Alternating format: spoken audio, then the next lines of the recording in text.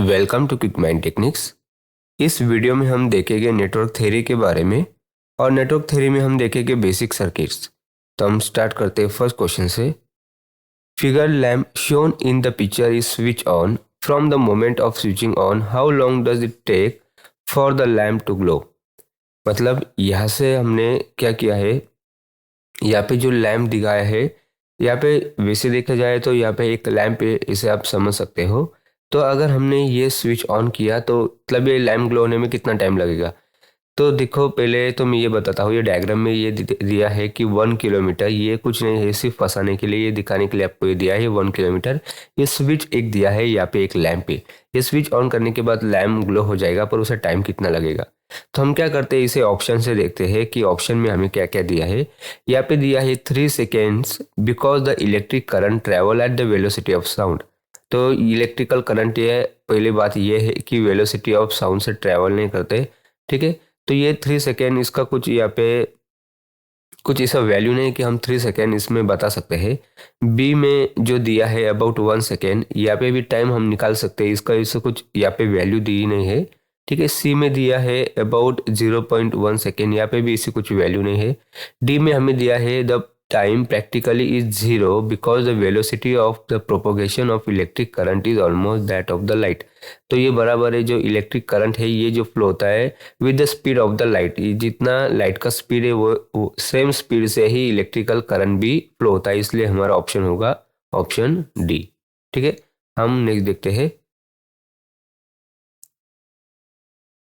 अभी इसमें दिया है सेकेंड क्वेश्चन में हमें, electrons flow through the metallic conductor shown in the figure, what is the approximate velocity of this electron.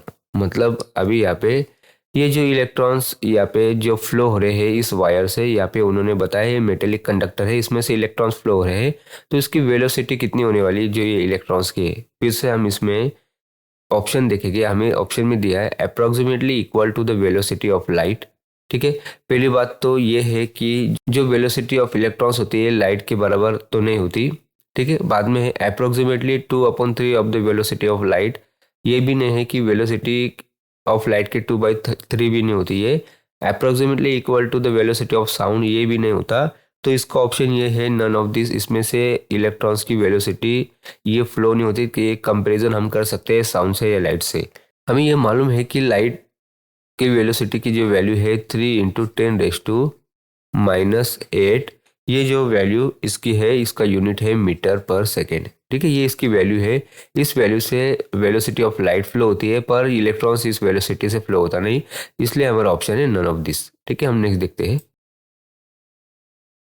इसमें दिया है if 3 resistance of values 2 ohm 3 ohm and 6 ohm be connected as shown in diagram, what will be the effective resistance. इसमें आपको सिर्फ are equivalent निकालना है। तो are equivalent निकालने के लिए हम पहले ये 3 ओम और 6 ओम ये पैरेलल है, इसका पहले आर इक्विवेलेंट निकाल लेते हैं। तो मैं ऐसे स्टार्ट करता हूँ, यहाँ पे मैं लिखता हूँ R equivalent is equals to, पहले हमें ये है 3 और ये मल्टीप्लाई 6, बाद में 3 + 6। ठीक है, फिर ये 3 और 6 है मल्टीप्लिकेशन है, मैं इसे रहने देता हूँ, और नीचे जो दिया है 3 + 6 ये होता है 9। ठीक है, फिर ये 3 × 1 = 3 और ये 3 × 3 = 9, फिर ये 3 × 1 = 3 और ये 3 × 2 = 6। तो हमें इसका जो आर इक्विवेलेंट जो मिला है ये मिला है 2 ओम।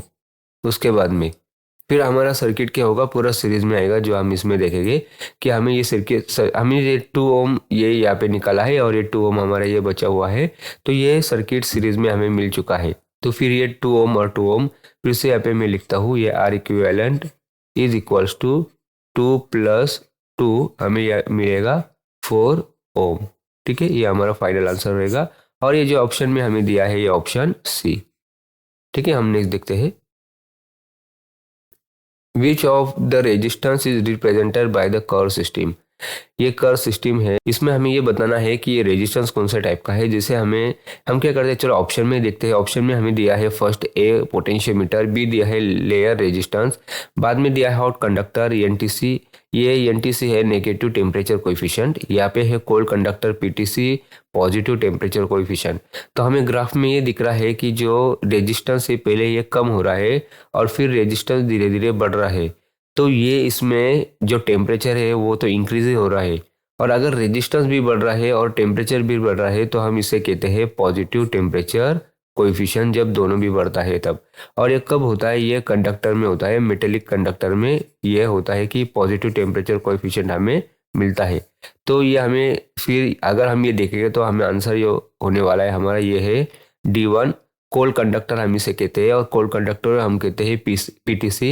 एक एक्स्ट्रा पॉइंट आपको याद रखना है कि पीटीसी को हम कोल्ड कंडक्टर कहते हैं और नेगेटिव टेम्परेचर को हम हॉट कंडक्टर कहते हैं। ठीक है, तो ये आपको एक पॉइंट मिलेगा। अगर पीटीसी और एनटीसी आपको ऑप्शन में नहीं दिया होगा तो फिर आपको ये समझना चाहिए कि कोल्ड कंडक्टर क्या है, हॉट कंडक्टर क्या है।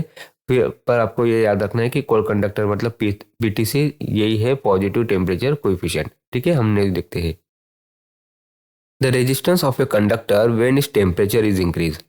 अगर टेम्परेचर बढ़ रहा है तो आपको रेजिस्टेंस की वैल्यू इसमें से क्या मिलने वाली है, आपको ये मतलब ये आप कैसे पहचानोगे? देखो यहाँ पे कंडक्टर दिया है और हमें ये मालूम है कि कंडक्टर के लिए, जैसे यहाँ पे मैं लिखता हूँ, अगर कोई कंडक्टर आता है और उसका टेम्परेचर बढ़ता है, मतलब जैसे हम बोलते हैं नेगेटिव टेम्परेचर कोएफिशिएंट और पॉजिटिव टेम्परेचर कोएफिशिएंट, तो इसमें टेम्परेचर तो बढ़ता है पर अगर कंडक्टर होगा तो हमें मालूम है यहाँ पे ये होता है पॉजिटिव टेम्परेचर कोएफिशिएंट। मैं शॉर्टकट में इसको पीटीसी लिखता हूँ, पॉजिटिव टेम्परेचर कोएफिशिएंट। और अगर इसमें क्या होता है कि जैसे टेम्परेचर बढ़ता है तो रेजिस्टेंस जो होता है ये भी क्या होता है, इंक्रीज होता है। तो हमें ये एक रेजिस्टेंस होता है इंक्रीज हो जाता है, तो हमें सिर्फ इस कंडक्टर से पहचानना है कि इस रेजिस्टेंस की वैल्यू क्या होने वाली है। तो हमें मालूम है कंडक्टर अगर होगा तो ये कभी भी पॉजिटिव टेम्परेचर कोएफिशिएंट होता है, तो इसलिए रेजिस्टेंस की वैल्यू क्या होती है, इंक्रीज होती है। ये हमारा ऑप्शन है डी। ठीक है, हम नेक्स्ट देखते हैं। The number of mesh currents require in the circuit given below is. तो इसमें हमें मतलब ये सर्किट फाइंड आउट करने के लिए हमें कितने मेश करंट लगने वाले हैं, कितने लूप हमें बनाने हैं ये देखना है। तो ये सर्किट हमें रीअरेंज करना पड़ेगा।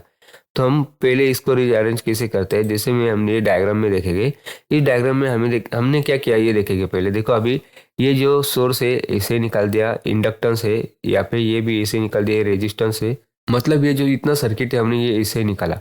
सिर्फ इसमें हमने क्या किया, ये जो रेजिस्टेंस है पहला, ये रेजिस्टेंस यहाँ पे ये लिखा। जैसे मैं इसको अगर ये 1 इसे कह दूँ तो ये भी, ये सपोज ये 1 है, ये ऊपर का resistance same as it is है, और ये जो इंडक्टेंस है इसको मैं 2 कहता हूँ समझो, तो यहाँ पे ये 2 है। ठीक है, और ये जो रेजिस्टेंस बचा हुआ ये यहाँ पे है।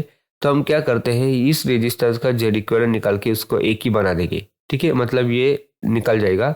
उसके बाद में हम क्या करेंगे, फिर हम ये जो पैरेलल है इसका भी एक बना लेंगे। जैसे मैं आपको नेक्स्ट डायग्राम में फिर से बताता हूँ। नेक्स्ट डायग्राम में हमें क्या किया है, देखो मैंने ये डायग्राम लिया है, इसमें हमने ये बताया है कि देखो फिर से ये रेजिस्टेंस एज इट इज ऐसे है, ये दो इंडक्टेंस यहाँ पे, ये दो इंडक्टेंस लगाए हैं मैंने। ठीक है, और ये जो एक इसमें रेजिस्टेंस है लगाया नहीं लगाया तो अभी कुछ नहीं, आपको बतानी है इसमें कि कितने मेश बनने वाले हैं। ठीक है, मेश कितने बनने वाले आपको ये बताना है।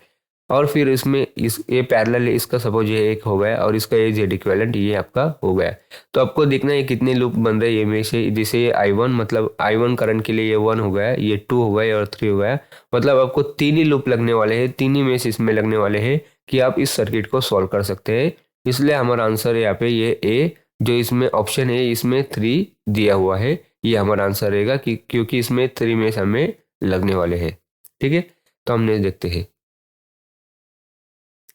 यहाँ पे दिया है, in the circuit shown below the voltage function is Vt is equal to 150 sine omega t, the average power in the resistance R will be.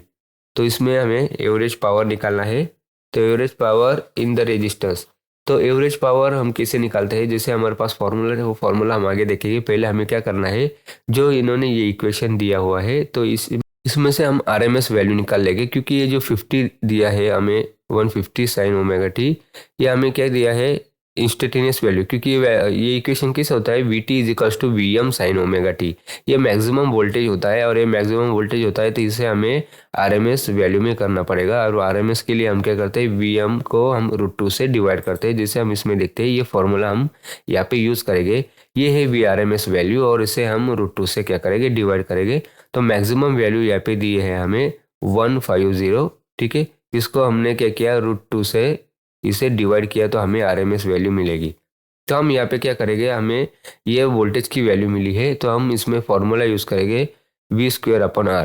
तो हमें देखो यहाँ पे ये वोल्टेज की वैल्यू मिली है और रेजिस्टेंस हमें दिया हुआ है, हम ये यूज़ करेंगे इस फॉर्मूला में और क्या करेंगे, इसका आंसर निकालेंगे। तो हमें क्या किया है यहाँ पे देखो, अब मैं वैल्यू पुट करता हूँ, ये है वी स्क्वेयर, मतलब हमें ये 150, ठीक है, ये अपॉन ये है √2, इसका हमने क्या किया, स्क्वेयर किया। मैंने एज इट इज़ यही वैल्यू यहाँ पे पुट की, मैंने कैलकुलेशन कुछ भी नहीं किया, ये मैंने क्यों किया, सिंपल करने के लिए। रेजिस्टेंस दिया है हमें यहाँ पे 25, तो मैंने ये सेम एज इट इज़ ऐसे निकाल दिया, ठीक है। मैंने ये सेम इसे यहाँ पे लिख दिया है।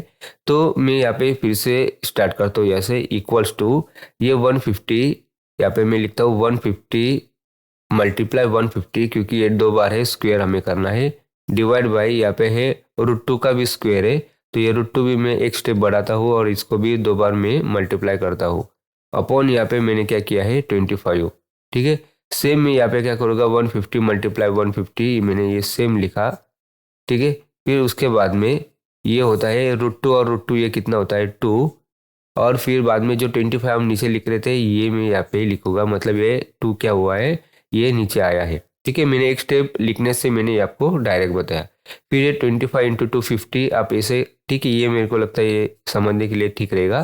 तो ये 150 मल्टीप्लाई 150 ये मैंने लिखा। फिर बाद में मैं क्या करता हूँ, यहाँ पे 25 इंटू 2 यहाँ पे मैंने 50 लिखा, ठीक है। और ये 0 और ये 0 कैंसल, 5 1 ज़ा 5 और ये 5 3 ज़ा 15, और फिर ये 15 इंटू 3 45 और एक 0 है, मतलब कितना मिलेगा मुझे, ये मिलेगा 450। ये हमारी है पावर और ये है वैटेज में, ये हमारा फाइनल आंसर है। और जो ऑप्शन में ये दिया है ये ऑप्शन बी, ठीक है। हम नेक्स्ट देखते हैं,